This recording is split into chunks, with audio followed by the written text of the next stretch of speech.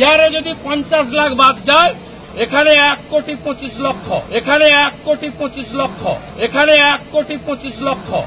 দাদা সবকিছু ঠিকঠাক বলতে পারে, কেবল বলতে পারে না নিজেরটা কবে হবে আর ভারতীয় জনতা পার্টি কবে বাংলায় ক্ষমতায় আসবে। পশ্চিমবাংলায় এসআইআর হলে 1,25,00,000 ভোটারের নাম বাদ যাবে। আপনি কি করে জানলেন? পশ্চিমবাংলায় যে এসআইআর হবে তা তো এখনো পর্যন্ত নির্বাচন কমিশন ঘোষণা করেনি। আপনি কোথা থেকে জানলেন? তাহলে বিরোধী রাজনৈতিক দলগুলো যে অভিযোগ করছে তা তো সত্য, যে নির্বাচন কমিশনকে দিয়ে এসআইআর এর নাম করে ভোটার তালিকা থেকে সংখ্যালঘু বা মুসলমান ভোটারদের নাম কেটে দিয়ে ভারতীয় জনতা পার্টি যে সমস্ত রাজ্যে ক্ষমতায় নেই সেই সমস্ত রাজ্যে ক্ষমতায় আসার রাস্তা পরিষ্কার করছে।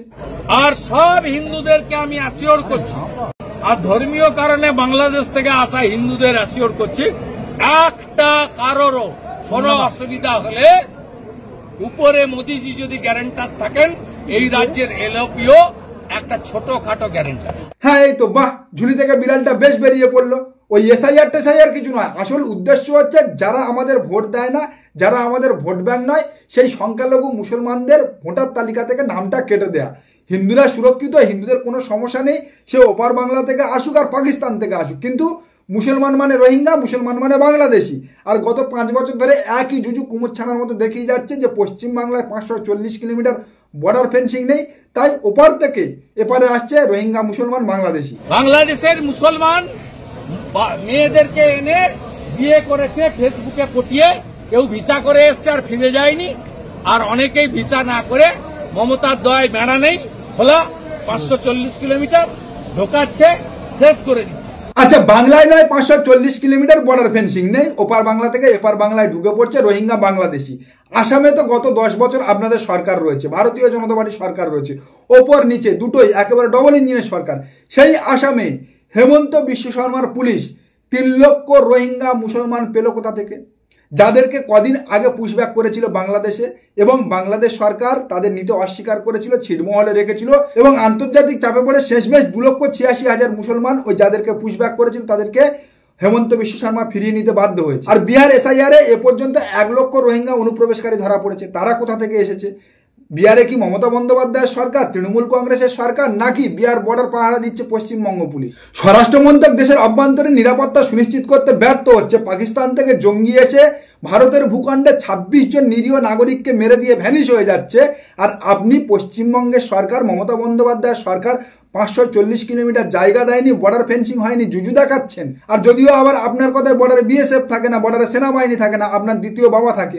নরেন্দ্র দামোদর দাস মোদী 100 কিলোমিটার ভিতরে ঢুকে মাসুদ আজহারদের গুড়িয়ে দিয়েছেন অপারেশন সিঁদুর করে। আপনাদের ধন্যবাদ জানাই। অপারেশন সিঁদুরের সময় ভারতীয় সেনাবাহিনী তেল নিতে গেছিল, আর আপনার বাবা পাকিস্তানের 100 কিলোমিটার ভিতরে ঢুকে গিয়ে মাসুদ আজহারদের ঘাঁটি গুড়িয়ে দিয়ে এসছে। আর এদিকে সেনাপ্রধান অপারেশন সিঁদুরের 1 মাস পরে সাংবাদিক সম্মেলন করে পরিষ্কার জানিয়ে দিচ্ছে যে আমাদের কাছে ক্লিয়ার ইনফরমেশন ছিল যে পাকিস্তানের কোনো রকম সামরিক ঘাঁটিতে আক্রমণ করা যাবে না, এমনকি পাকিস্তানের কোনো সরকারি সম্পত্তিও নষ্ট করা যাবে না। हमने आतंकवादियों को मिट्टी में मिलाने के लिए भारत की सेनाओं को पूरी छूट दे दी। I may not agree with him that India lost so many aircrafts, but I do agree that we did lose some aircraft, and that happened only because of the constraint given by the political leadership to not attack the military, establishment or their air defenses. खत्म, bye bye, tata, goodbye, गया। যুদ্ধ খেলা দিয়ে মোদিজি 140 কোটি ভারতবাসীকে বোকা বানিয়েছে, আর তারপরে সেই গোসেবকদের গোমূত্র পান করিয়ে রাস্তায় ছেড়ে দিয়েছে, প্রচার করো আমার বাপ পাকিস্তানের 100 কিলোমিটার ভিতরে ঢুকে গিয়ে মাসুদ আজহারদের ঘাঁটি গুড়িয়ে দিয়ে এসছে। আর যখন তা ধরা পড়ে গিয়েছে, ফোরকাস্ট হয়ে গিয়েছে, তখন এসআইআর এনে এসআইআর এর মধ্যে দেশবাসীকে ডুবিয়ে দিয়ে নজর ঘোরানোর চেষ্টা করছেন। আগে এনআরসি করার চেষ্টা করেছিলেন, ব্যর্থ হয়েছে, এখন এসআইআর এনে এসআইআর এর মধ্যে দিয়ে ঘুরপথে এনআরসি করতে চাইছেন। ভোটার লিস্ট থেকে মুসলমান ভোটার, সংখ্যালঘু ভোটারদের নাম কেটে দিয়ে যে রাজ্যগুলোতে ক্ষমতায় নেই সেই রাজ্যগুলোতে ক্ষমতায় আসতে চাইছেন। বিগত দিনে পশ্চিমবাংলার রাজনৈতিক সচেতন মানুষ এনআরসির বিরুদ্ধে গর্জে উঠেছিল, প্রতিবাদ দেখিয়েছিল, এনআরসিকে রুখে দিয়েছে। তাই এই এসআইআর এর খেলা বিহারে খাটলেও, বিহারে এসআইআর এর খেলা জবরদস্ত চললেও পশ্চিমবাংলায় এসে ওই আপনাদের এসআইআর এর ফাঁদ বা এসআইআর এর চক্রান্ত সুকান্ত মজুমদারের আওড়ানো কবিতা ওই নিভাইয়েছে বালু ঘুচায়েছে আলুর মতো হয়ে যাবে। যারা তোমার নিভাইয়েছে বালু আলো কবিতা আবৃত্তি করবে, বিষায়েছে বায়ু নিভাইয়েছে আলো, তুমি কি তাদের ক্ষমা করিয়াছ, এ বঙ্গ ভান্ডারে তব অবদর, এই কবিতা আবৃত্তি করুক একজন। বিবিধ রতন তা সবে অবোধ আমি অবহেলা করি। মোদিজি এসব এসআইআর পরে হবে, এসআইআর করে বাংলা দখলের কথা তো পরে ভাববেন, আগে খুঁজে বার করুন আপনার দলের নেতা দিলীপ ঘোষের ভিডিওকে ভাইরাল করলো। তৃণমূল কংগ্রেসের তো দরকার নেই, তৃণমূল কংগ্রেসের প্রয়োজন নেই, কারণ তৃণমূল কংগ্রেসের জন্য এই দিলীপ ঘোষ মাথা ব্যথা নয়, আর বামেদের খোঁচড়া না, তারা এত সক্রিয় নয়। তাহলে করলোটা কে? উত্তরকন্যা অভিযানের পাল্টা দিলীপের খড়গপুর কর্মসূচিতে বড্ড বেশি লোক হয়েছিল। শ্রমিকের নতুন কমিটিতে সব পুরনো, একটাও নতুন নেই, বিশেষ করে দল বদলতে নেই। 22শে জুলাই দিল্লিতে ডেকে অমিত শাহ দিল্লির বৈঠকে পরিষ্কার তিনি জানিয়ে দিয়েছিলেন যে আগামী 1 মাসের মধ্যে দুজনকে এক ফ্রেমে দেখতে চাই। উপর মহলের চাপ বাড়ছে, নিচে থেকে পায়ের তলার মাটি সরে যাচ্ছে। অমিত শাহর কথা অনুযায়ী একটা দাঁত কেলানো ফটো সেশন হতেই পারে, কোনো সমস্যা নেই, কিন্তু মিডফিল্ড ছেড়ে দিতে হবে, মাঝ ময়দানে খেলার সুযোগ দিতে হবে। ও তো মাজা ভেঙে দেবে, কারণ নামটা তো দিলীপ ঘোষ। হ্যাঁ, আপনারা যে ভিডিওটা দেখছেন, যে ভিডিওটা সোশ্যাল মিডিয়ায় ঘুরে বেড়াচ্ছে, এটাই তার পিছনের খবর, এটাই তার পিছনের ব্যাকগ্রাউন্ড। যদিও এখনো পর্যন্ত এ বিষয়ে দিলীপ ঘোষ মুখ খোলেনি। গতকালকের একটা ইউটিউব চ্যানেলে তিনি কিছু কথা বলেছেন, কিন্তু পরিষ্কারভাবে কিছু বলেননি। আজকের যা খবর পাওয়া যাচ্ছে, 4টে সাইবার ক্রাইম থানায় তিনি এটা নিয়ে আলাদা আলাদাভাবে কেস ডায়েরি করেছে। কিন্তু বাংলার মানুষ জানে, বাংলার মানুষ পরিষ্কার কে বা কারা এই ভিডিও ভাইরাল করেছে, কোন উদ্দেশ্য নিয়ে এই ভিডিও ভাইরাল করেছে। এই ভিডিওতে যে ব্যক্তিকে দেখা যাচ্ছে, সেই ব্যক্তি যে দিলীপ ঘোষ, এখনো পর্যন্ত কেউ তার ডিক্লারেশন দিতে পারেনি, তা ক্লিয়ার করতে পারেনি। এবং এই ভিডিও যে এআই জেনারেটেড নয়, তাও এখনো পর্যন্ত কেউ পরিষ্কার বা স্পষ্টভাবে বলেনি। সুতরাং এই ভিডিও নিয়ে ধোঁয়াশা থেকে গেছে। কিন্তু এই ভিডিওর মধ্যে যে ব্যক্তিকে দেখা যাচ্ছে, যেহেতু তার আবয়ব বা তার মোটামুটি একটা আকৃতি দিলীপ ঘোষের সঙ্গে মিলে যায়, তাই সেই ভিডিওটা দিলীপ ঘোষের বলে এখন সোশ্যাল মিডিয়ায় চালিয়ে দেওয়া হচ্ছে। আর এতে করে দিলীপ ঘোষ এই যে ধীরে ধীরে ময়দানে ফিরছিল, দিলীপ ঘোষ আস্তে আস্তে ভারতীয় জনতা পার্টির মূল স্রোতে কামব্যাক করছিল, এবং তিনি দেখাতে পেরেছিল যে তার পিছনে কতটা সমর্থন রয়েছে সাধারণ জনগণের, ভারতীয় জনতা পার্টির কর্মীদের। সেই জায়গায় তিনি আরও একবার ধাক্কা খেলেন।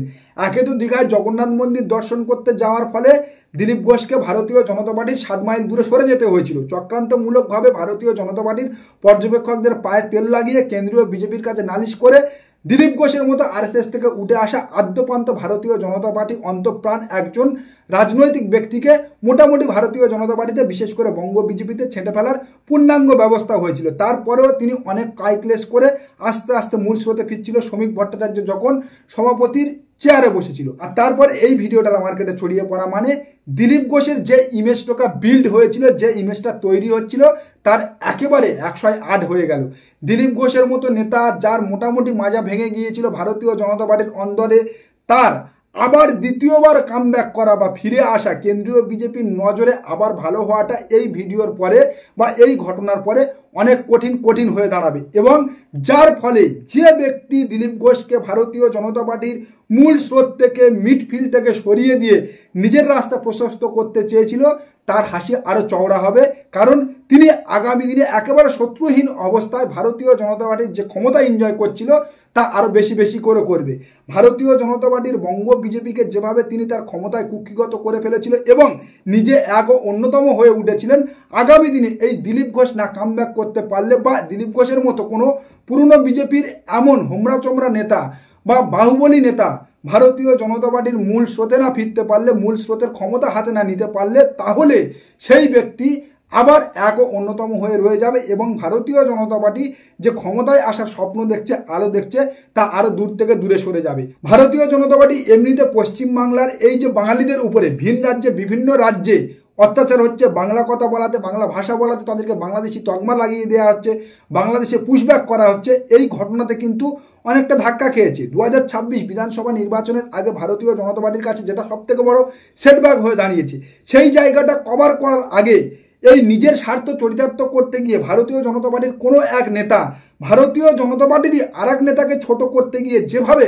ভারতীয় জনতা পার্টির ইমেজ ডাউন করলো, বদনাম করলো, তাতে আগামী 2026 বিধানসভা নির্বাচনে ভারতীয় জনতা পার্টির কামব্যাক করে অন্তত ওই বিরোধী দলের জায়গা ধরে রাখা বা ওই অভিষেক বন্দ্যোপাধ্যায়ের কথা অনুযায়ী 50 আসনের গণ্ডি পার করাটা খুব মুশকিল হয়ে দাঁড়াবে। আমি তো আগের মাসে সভা করেছিলাম ডায়মন্ড হারবার থেকে, বলেছিলাম 50 পেরোবে না বিজেপি। নমস্কার, আজকে প্রতিবেদন এখানে শেষ করছি। দেখা হচ্ছে আগামী কোনো প্রতিবেদনে। আমাদের প্রতিবেদন সম্পর্কে আপনাদের মতামত অবশ্যই জানান আমাদের কমেন্ট সেকশন। সবাই ভালো থাকবেন।